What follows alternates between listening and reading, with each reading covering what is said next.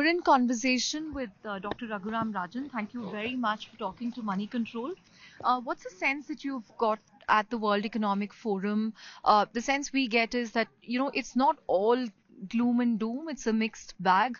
While the Europeans seem very pessimistic, um, the Americans are hopeful that things will get better, and India's on the optimistic side. How do you gauge the mood here, sir? Well, that's a fair assessment. I think the news on Europe has been better than expected in the last few months, especially with growth coming in stronger, but also the energy situation not as bad as earlier thought, especially because temperatures, not today in Switzerland, but temperatures have been somewhat warmer than expected. They've had a fairly warm winter. So I think the big issues. I'm not sure why the U.S. is so optimistic because I think the Fed still has a job to do, and there will be some slowing going on in the U.S. over the remaining part of the year. I mean, India has always been optimistic. That's a good thing. I mean, it's good to be optimistic. But the IMF is also optimistic about India, right? I mean, they outlined it as a bright spot compared to the other countries in the world. India is still growing at 6.9%. Well, I think this year you have to be careful about the numbers, and the IMF has been also on the optimistic side the last few years. I think the numbers, reason to be careful about the 7% growth number or 6.9, whatever it is that there was embedded in it a rebound from a fairly, bad quarter towards the end of last year. And so when you take that rebound into account, you get 7%. But if you look at the incremental growth over the last couple of quarters, it's more like the 5% level. So what is important is we try and break from this. It is going to be somewhat hard because the rest of the world is slowing. So, I hope for the best, but let's be careful that the 7% tag should not fool us. So, what's your own assessment I, of I how? don't know. I mean, if 5% is the incremental growth of the last few quarters, I'd say, we should try and beat that. But again, without, more reforms, without more action, with the rest of the world slowing, it's going to be hard. It's a hard When job. when you say reforms, anything specific that you think that needs to be done? Well, there's so many things which we need to do as a country, right? I mean, for example, land acquisition has always been on the table, but we haven't really made it easy to acquire land, even for big public sector projects. How do you balance fairness towards the farmer or to the entity whose land is being acquired with the need for development? So we need some states have managed a reasonable process. We need to learn from that and see if that can be expanded across states, maybe some central nudge. How do we do that? Doing business. There are many ways governments, state governments, national government has brought down some of the costs of doing business. But, costs of doing business are also things like uncertainty. What are the tariffs going to be? We've been raising tariffs across the board for quite some time. So is it going to be easier moving my supply chain to India when I'm uncertain about how much the tariff will be on the products that I compete with?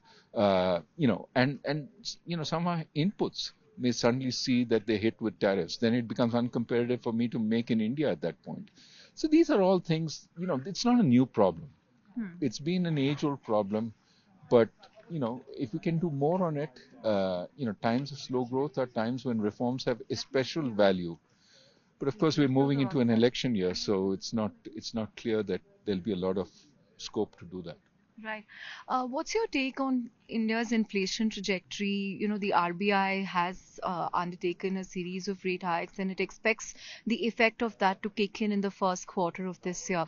Uh, do you think interest rates have peaked, and how do you see the inflation trajectory going ahead? Well, I don't want to comment on interest rates because I've resisted commenting on RBI policy 6 years since I left, but I still won't comment. I think the issue in the inflation side is really a lot of the recent disinflation has been because food prices have come down, and that's typically what happens in winter. The area of concern, which I think the RBI also has, is really when you look at core inflation. It still is quite strong. Now, breaking away from India, I mean, the big issue across the world is that commodity prices have been coming down in the wake of the Chinese slowdown. The question is what happens as China picks up again. And so commodities like, for example, oil, for example, like natural gas, as the Chinese start buying more liquid natural gas, the Europeans will start having a problem because they also are very much in the liquid natural gas market because they're not getting pipeline flows from Russia. So I think these are examples of places where we have to be watchful. We already have a large current account deficit. And if in fact commodity prices start going up, we have a problem of the external deficit, but also the problem of higher inflation. So, we have to be watchful. Right. Are you also concerned about how the asset quality cycle will pan out? By some estimates, I think banks have already written off 10 lakh crore according to data submitted in the parliament. So while it's off their books, there's still stress in the financial system somewhere. And if India doesn't grow as much as we are hoping it will, then there is concern that there will be stress, especially in small and medium enterprises. Your own take on the asset quality cycle? Well, I think we've made progress. I think we've made real progress. There are some business houses that have paid down a lot of their debt. You can meet some of those business people at Davos. At the same time, I think we can't sort of lose track that of the fact that it's when you're being complacent that the bad loans start emerging, right? So remember in 2007, 8, 9, we moved very much into infrastructure loans because they had played out well so far, and that created problems down the line in terms of infrastructure. Now we're moving into retail lending. A lot of banks are moving into retail lending. Are they taking the appropriate credit risks? Are they pricing it properly?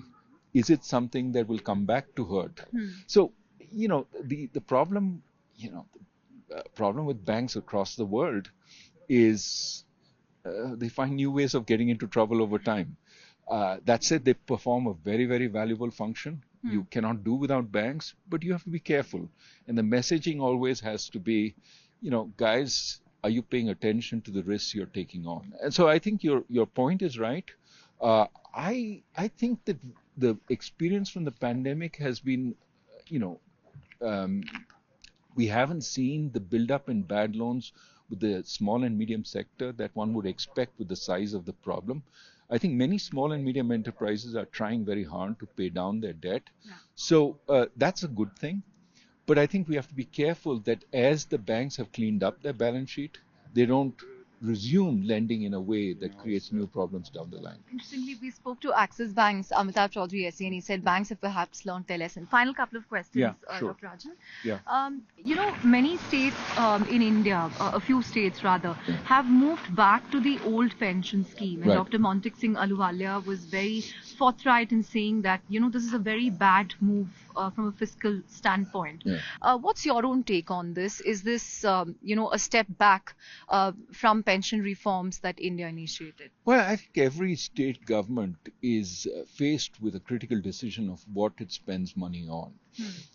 Some governments used to spend it on loan waivers, and then they found they couldn't spend it on investments. Others will spend it on pension schemes. Some of it is old age pensions to widows. Every government has to make those choices. I think the important lesson to take away is you have to target those schemes as effectively as possible towards the weaker segments of society. Transfers will happen, but if you don't want to compromise your ability to spend in the future, target it at people who absolutely need it.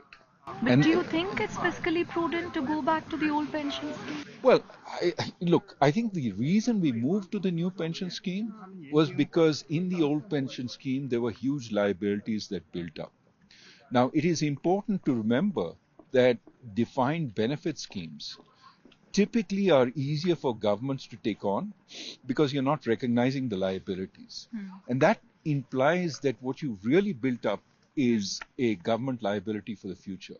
And, if you're prudent, that inhibits your spending today. And you have to keep that in mind. Right. Finally, Dr. Rajan, we've seen you wearing many hats in the Indian policy space, right from finance ministry to the RBI. Will we see you as finance minister perhaps someday? You know, people Your walk with Rahul Gandhi at the Bharat Jodo yatra, set off speculation that perhaps you have political ambitions.